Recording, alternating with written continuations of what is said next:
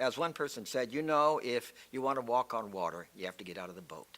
So we have to get out into the world and share Jesus with others. I think Lisa came, it's been about 6 years ago now. I think she first came to Trinity as a visitor. Lisa and I met just actually through our sons.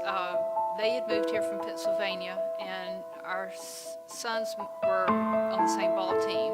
I met Carol at the baseball field, and in fact, she was one of the first people who talked to me of my son's teammates.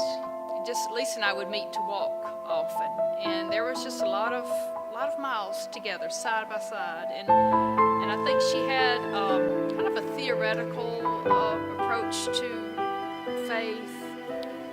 I believed in a general philosophy that there was a God and that everyone was trying to get to the same place. So not in a Christian God, but in something that didn't touch me. Lisa's son was baptized one year at a local church, and she and Rob, I don't even think were even there.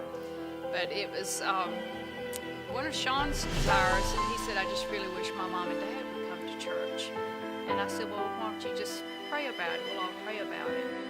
Well, I looked for a new job because my son was sick, pretty severely, so I needed to do something else, not be preoccupied as much with the outside. And then we had a position open up here as parish administrator is the best way to describe it. I had worked at a church before, but not a Christian church, and I thought, well, I really believed they wouldn't accept me.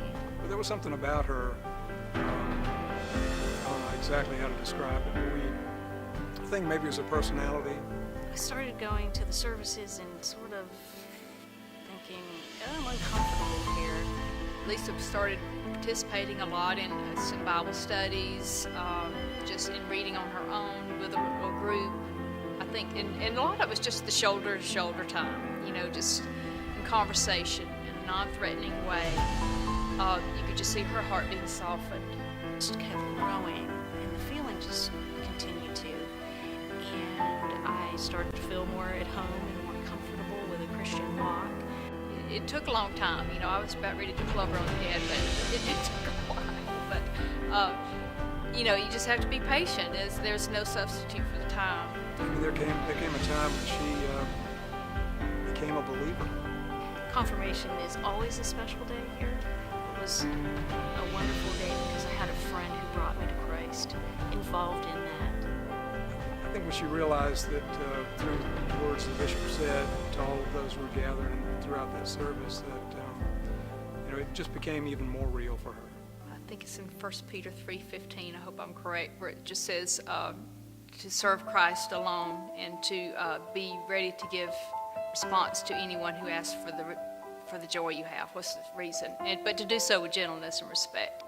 I don't know that I did anything that anybody else wouldn't do. It was just make a friend, be a friend, bring a friend to Christ. You know, I often would say to anyone that's, you know, struggling for why we need evangelism, for example, that it just energizes your whole congregation, because before they're just cruising along as they've always done, and then you have somebody who comes to faith in Christ, and the excitement that brings to that person, but also to the people around them, is just, well, it can change a group of people.